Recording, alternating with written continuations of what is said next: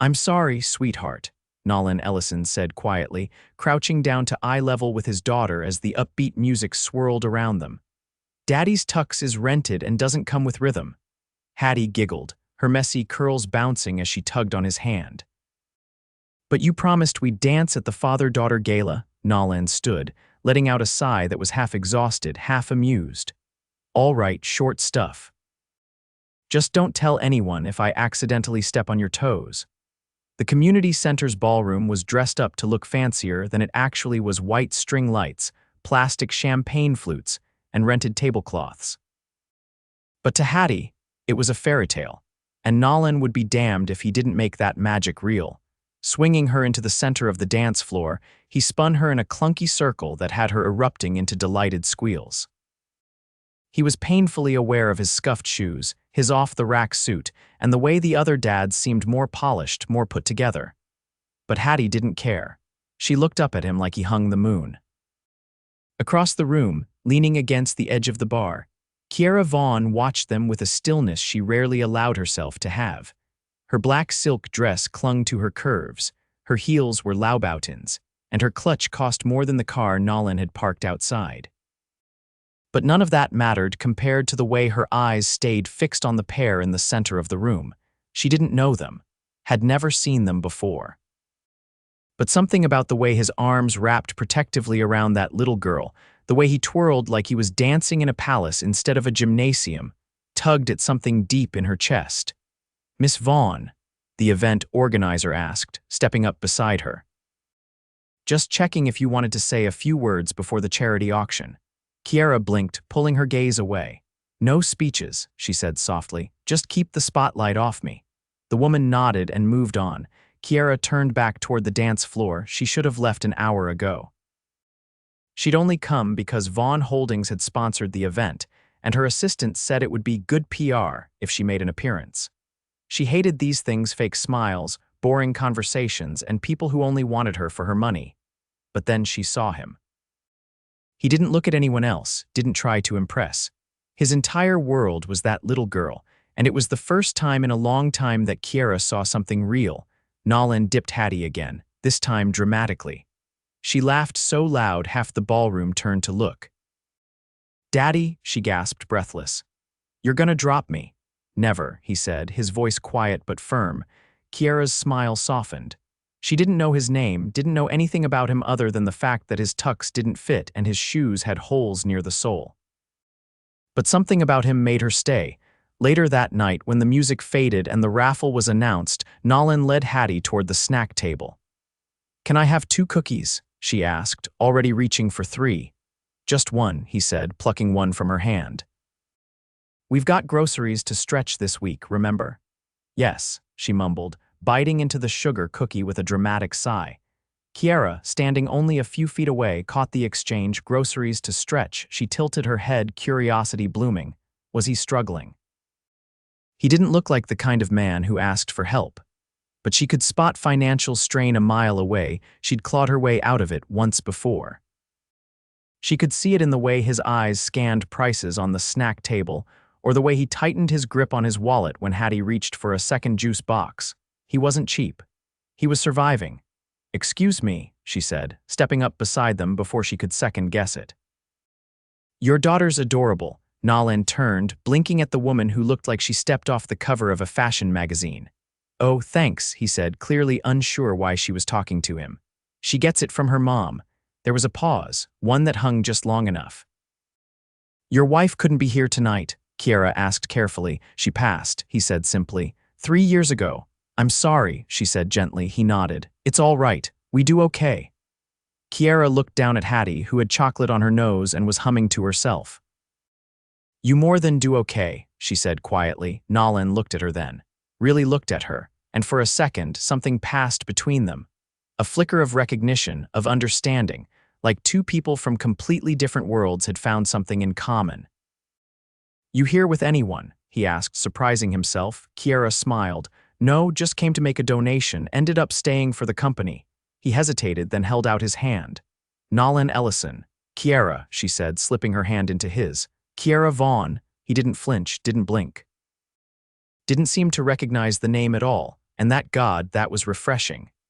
"Nice to meet you, Kiera," he said, his voice warm. "You too, Nolan." The raffle was announced, but neither of them moved. Hattie tugged on Nolan's arm, whispering something about wanting to dance again. "I should," he started. "Go," Kiera said, smiling. "She's waiting."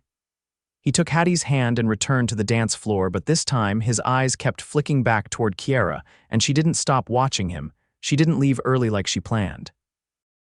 Didn't hide in the corner or dodge conversations. She stayed, because something about the way that struggling dad danced with his daughter made her heart beat differently. And Kiera Vaughn, millionaire CEO who'd built empires and walked away from love more times than she could count, wasn't ready to admit it yet. But she was falling. By Wednesday morning, the fluorescent lights above Nolan's desk flickered like they were mocking him. He rubbed the back of his neck, staring down at the spreadsheet that refused to balance. Numbers blurred together. Rent was due next week. The car needed a new alternator, and Hattie's field trip money was still sitting in the corner of the counter in an envelope that stubbornly stayed half full. He didn't look up when his coworker Joel dropped a folder on his desk. "Client estimates," Joel muttered. "And there's a woman in the lobby asking for you." Nolan lifted his head. "What woman?" Joel shrugged. "Didn't give a name, fancy coat, heels." "Definitely not billing department." Nolan stood slowly, confused. He hadn't scheduled any meetings, hadn't applied for anything lately. The last time a woman randomly showed up in his life, it was because he'd messed up the carpool schedule. When he stepped into the lobby, his confusion deepened. Kiera stood near the front desk, flipping through a magazine she clearly wasn't reading. Her coat was slung over her arm, and her hair was pulled back in a sleek twist that made her look even more polished than she had Saturday night. She looked completely out of place among the cracked linoleum floors and vending machines that only took quarters. He approached cautiously. "Kiera," she looked up, her entire face lighting up like he'd said something better than her name. "Hi," she said. "I hope this isn't weird. I asked your daughter what you did for work when we were in the parking lot. She said you fix buildings." Yeah, I manage maintenance and facilities for this office complex." He blinked. "Wait, you talked to Hattie. I saw her outside with her teacher when I dropped by her school." "I didn't want to interrupt class, so I just said hello." He stared at her. "Why would you go to her school?" Kiera hesitated, searching his face. "Because I couldn't stop thinking about you after Saturday, or her. I wanted to see if you were real or just a moment." Nolan folded his arms, eyes narrowing. "So you tracked me down?" "I asked a 7-year-old one question," she replied, raising an eyebrow. "I'm not a stalker, Nolan, I'm curious." "And apparently not great at waiting." He let out a slow breath, torn between being flattered and overwhelmed. "You didn't seem like someone who makes unplanned visits." "I don't," she said. "Ever, I plan everything. Board meetings, vacations, even when I eat lunch." "But something about you made me throw that out the window." She paused. "I brought coffee." He looked down at the 2 cups in her hand. She offered one. "I didn't know how you take it, so I got both. One's black, one's sweet." He hesitated, then took the black coffee. "Thanks. I want to get to know you," she said simply. "If that's all right." He studied her. Every instinct told him this was too strange to be real. People didn't just walk into his life offering coffee and curiosity, not people like her. "I work late most nights," he said. "And Hattie's always with me unless she's with my neighbor or at school." "Then I guess I'll have to work around your schedule." Nolan blinked. "Are you always this forward?" "I've spent my life letting men make the first move," she replied. "Didn't get me very far, so yeah. I'm being forward." He took a sip of the coffee. It was stronger than he liked and a little too hot, but it grounded him. "I don't have time for games," he warned. "Neither do I," she said. "Which is why I'm being honest. I like you. I don't know what this is yet, but I want to find out. I'm not a project," he added, quieter. "I'm not something broken you can fix." Kiera's expression didn't change. "I never saw you as broken." There was a beat of silence between them, heavy with things unsaid. "I have to get back to work," he finally said. "I know," she said, stepping back. "But I'll be at the park near Hattie's school this Saturday, around 2. If you show up, I'll know you're curious too. If you don't, I'll respect that." She turned, heels clicking against the tile, and walked out without waiting for another word. Nolan stood there for a long moment, coffee cup warming his hand, wondering what the hell had just happened. Saturday came faster than expected. Hattie was bouncing beside him on the park bench, swinging her legs and clutching a juice pouch. "Is that the lady with the shiny shoes?" Nolan followed her gaze. Kiera was sitting on a picnic blanket under a tree, wearing jeans and a soft sweater, her shoes kicked off beside her. She looked nothing like the woman from the lobby. "Yeah," he said. "Are we going over?" He didn't answer right away. She nudged him. "Daddy, she brought snacks," he sighed. "All right, but just for a bit." Hattie was already halfway there before he finished the sentence. Kiera looked up as they approached, smiling like she'd been waiting all day for them. "Hi," she said, offering a container. "Apple slices and peanut butter, unless someone has allergies." "No allergies," Nolan said, settling onto the grass beside her while Hattie dove into the snacks. For a while, they sat in a comfortable quiet, watching Hattie chase a butterfly across the lawn. "She's got your focus," Kiera said softly. "She's got her own kind of fire," he replied. Kiera turned to him. "I wasn't sure you'd come." "I wasn't either," he admitted. "What made you change your mind?" He looked down at the grass, then back up at her. "You didn't try to impress me, you just showed up." "I don't think I've done that for anyone in a long time," he nodded slowly. "Me neither." They were quiet again, but it felt different this time. Like something had shifted, not rushed. Not forced, just beginning. The Saturday after the park, the air was thick with the scent of late spring fresh cut grass, warm asphalt, and the faint trace of honeysuckle from the bushes near Nolan's building. He held Hattie's hand as they walked up the steps to the brownstone, her backpack bouncing with each skip. "Miss Carla said I can bring one grown-up to the art show," Hattie announced. "I told her I'm bringing two." Nolan paused at the door. "Two," she looked up at him, eyes wide. "You and Miss Kiera." He exhaled through his nose, unlocking the door. "That's not really how it works, Bug." She said I could. She even wrote it down. Nolan didn't answer. He wasn't sure what to say. He hadn't mentioned the park visit to anyone, especially not to Hattie's teacher, and he definitely hadn't expected Kiera to become part of their conversations so quickly. Inside, the apartment was dim and tidy, the way it always was. He set her backpack down and checked the fridge. A single takeout container sat on the second shelf, and a loaf of bread balanced precariously beside a jar of mustard. He made a mental note to pick up milk. "Do you think she'll come?" Hattie asked, climbing onto the counter and swinging her legs. "I don't know," he said. "You like her," she said. He turned to look at her. "You don't even know what that means." "Yes, I do. You look at her like you're thinking a lot." Nolan raised an eyebrow. "That's not what liking someone is." "It is when you're a grown-up," she said with a shrug. He tried not to laugh. "Eat an apple." Across town, Kiera leaned back in the window seat of her penthouse, her laptop balanced on her knees and a cup of jasmine tea growing cold on the side table. She barely glanced at the spreadsheets glowing on her screen. Her mind was still at the park, back on the grass where Hattie had offered her half a granola bar with sticky fingers, and Nolan had leaned back on his elbows, watching them both like he hadn't relaxed in years. She should have been at a strategy meeting that afternoon. Instead, she'd told her assistant to reschedule. She tapped her fingers against her thigh, then closed the laptop and stood. In the back of her closet was a garment bag, one she hadn't touched in months. She unzipped it and pulled out a simple navy dress, the kind of thing one might wear to a school function.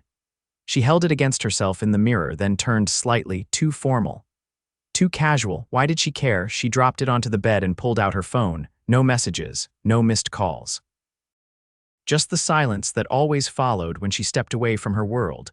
She didn't want to step away anymore. She wanted to step somewhere new. The next day, Nolan was tightening a pipe beneath a restroom sink at the far end of the building when his phone buzzed in his pocket. He ignored it. The wrench slipped once, grazing his knuckles. He winced, squeezing his hand to keep the blood from rising. By the time he finished, his phone had 4 missed calls, all from an unknown number. He wiped his hand on a rag and stepped into the hallway, dialing it back. "Kiera Vaughn," came the reply. "It's Nolan," he said, leaning against the wall. "You called?" "I did," she said. "I have a question." He waited. "There's an art show at Hattie's school this Friday," she continued. "She invited me." He blinked. "She told you. She found my number in your phone and called me herself. Said she memorized it when you left your phone on the kitchen counter." Nolan dragged a hand down his face. She's 7. She's persistent, Kiera said. I told her I'd ask you first, he exhaled. It's just supposed to be for parents. She said it wasn't. Nolan could picture the exact expression Hattie must have made: wide eyes, earnest voice, hands clasped like she had a secret. She doesn't usually open up to people like that. Kiera's tone softened. I know, he hesitated. It means a lot to her. I got that impression. Then I guess you should come. She didn't speak for a moment. Then, I'll bring flowers. The art show was held in a narrow hallway lined with construction paper frames and glitter that crunched beneath every step. Hattie's drawing was taped between 2 oversized collages. Hers was a crayon sketch of a woman with long hair and a man with a crooked smile holding hands with a little girl in a pink dress. That's you, she told Kiera, pointing at the woman. And that's Daddy. Kiera crouched, brushing a curl off Hattie's forehead. You made me look very tall. You are. Beside them, Nolan's expression was unreadable. She even gave you a bow in your hair, he said. It's artistic license, Kiera replied. The classroom buzzed with chatter and camera flashes. But Nolan stood still, watching Kiera with his daughter like she'd always belonged there, like she was part of something he hadn't realized was missing. Afterward, they walked out into the parking lot together, Hattie skipping ahead with a cupcake in each hand. She drew you, Nolan said. I noticed. She doesn't draw many people. Kiera glanced at him. Are you all right with this? He took a breath. I didn't expect it. That's not what I asked. No, he admitted, but I'm starting to be. Kiera looked up at him, the streetlights casting halos on the pavement. She's a good kid, she said. She really is. And she paused. You're not what I thought you'd be. I could say the same about you, she stepped closer. Then let's stop guessing. Nolan didn't move. His eyes searched hers, and for a moment the noise of the parking lot faded. I don't know what this is, he said. Neither do I, she whispered. But I want to find out. He didn't answer. He just leaned down slowly until their foreheads touched, and for the first time in years, he didn't feel like he was bracing for something to fall apart. Rain tapped softly against the window panes of Nolan's apartment as he stood in the kitchen, sleeves rolled up, elbow deep in dishwater. The apartment smelled faintly of cinnamon Hattie's idea after she'd insisted on baking muffins from a box mix that afternoon. A few of them sat cooling on the counter, some lopsided, one completely collapsed in the middle, but she declared them a masterpiece. He glanced toward the living room. Kiera was sitting cross-legged on the floor, helping Hattie string beads onto a length of yarn. The girl's tongue poked out slightly in concentration, while Kiera leaned over to tie the knot with the kind of patience that came from effort, not instinct. Nolan dried his hands and leaned against the doorway. You're getting better at that, he said. Kiera looked up. I've had an excellent teacher, she replied, motioning toward Hattie. Hattie held up the finished necklace, proud. This one's for you, she said, dropping it in Kiera's lap. It's got a flower, a heart, and a star, for nice, love, and brave. Kiera's eyes softened. I've never had a necklace like this. She slipped it over her head, letting it rest against her silk blouse without a trace of irony. She usually only gives those to people she really likes, Nolan said. Hattie beamed. Later, after Hattie had fallen asleep curled sideways across her bed with glitter still stuck to her fingers, Nolan walked Kiera to the hallway. It had stopped raining, but the smell of wet pavement lingered through the open stairwell window. She paused before descending. She's extraordinary, she is, he said quietly. Kiera turned to face him. You know, I've spent years around people who pretend to care about everything, business, status, image. She hesitated. You don't pretend. With you, everything's real. I don't have the energy for anything else. That's exactly why I keep coming back. He hooked his thumbs into his pockets. I used to think that the best I could do was just keeping things steady, keeping Hattie fed safe. I didn't think anything beyond that was meant for me. And now I'm starting to believe maybe I don't have to do it all alone. Kiera stepped closer. You don't. He reached for her hand, brushing his fingers against hers. I don't know what to call all of this. But when you're here, it feels like life's not just happening to me anymore. Like I'm actually in it again. Kiera smiled, not in the polished, practiced way Nolan had seen her do at the gala. This one was unguarded, like something in her had finally exhaled. I have something for you, she said, reaching into her coat pocket. She pulled out a folded piece of paper and handed it to him. He opened it. It was a sketch, crude but heartfelt. A stick figure version of him, Hattie and her, holding hands beneath a bright sun and a house with a crooked roof. I found it taped to the side of my briefcase, she said. She must have snuck it in when I wasn't looking. Nolan studied it. She's drawing a lot more lately. She told me she wants to be an artist when she grows up. She used to say astronaut. That changed fast. She said astronauts wear helmets and she wouldn't be able to see her crayons. He laughed, then shook his head. She's going to break the world open one day. She already has, Kiera said softly. At least for me. For a long moment, they stood in the quiet stairwell, the weight of everything they hadn't said hovering between them. Then Nolan reached up, cupped her cheek, and kissed her. It wasn't rushed. It wasn't uncertain. It was the kind of kiss that came from knowing, not guessing what you wanted. When they pulled apart, Kiera rested her forehead against his. I don't want to leave tonight, he exhaled. Hattie's asleep. Couch is yours. I wasn't talking about the couch. He looked at her, surprised. You're sure? I've never been more. The next morning, sunlight poured through the windows as they sat together on the fire escape, coffee mugs in hand, Hattie still asleep inside. Below them, the street buzzed with early weekend life, but up here, it was quiet. I have a proposal, Kiera said, setting her mug down. Nolan raised an eyebrow. You're full of surprises. I want to offer you something, she said. Not charity, not a favor, a partnership. He tensed. Kiera, let me finish, she said. I've been looking at expanding Vaughn Holdings into community development. Real projects, not just buildings, but people. I need someone with practical knowledge, someone who knows what families need on the ground level, someone who's lived it. You want me to work with you, he said, stunned. I want you to help me build something better, something real. I trust you, Nolan, and I can't think of anyone more qualified. He was quiet for a long time, then he nodded slowly. All right, let's build something. Weeks passed.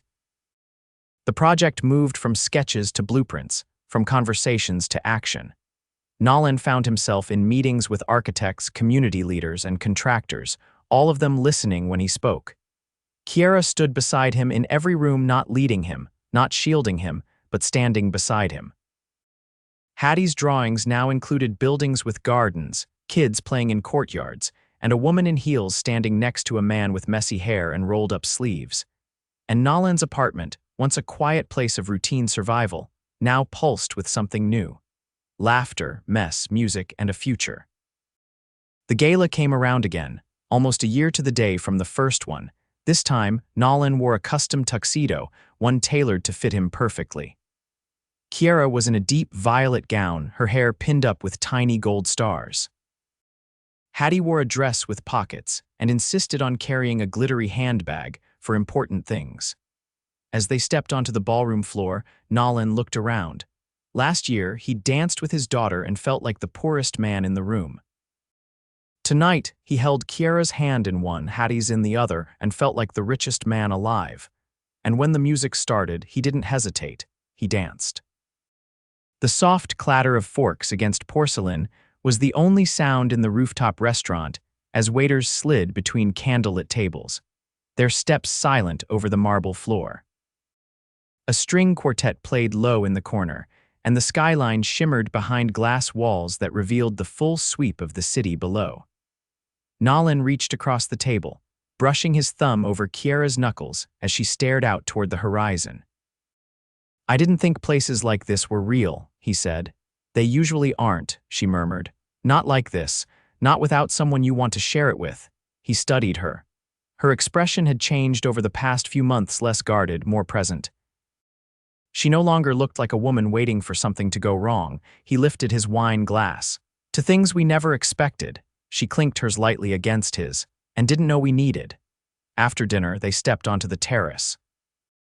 The night was cool, the breeze lifting strands of her hair as she leaned into his side. You've been quiet all evening, she said. I've been thinking. That sounds dangerous. He turned, pulling a folded piece of paper from his jacket. Hattie gave me this yesterday. She took it, unfolding it carefully. The drawing was simpler than usual, a tree, a house, a trio of stick figures. But this time, Kiera had a crown and Nolan held a giant key.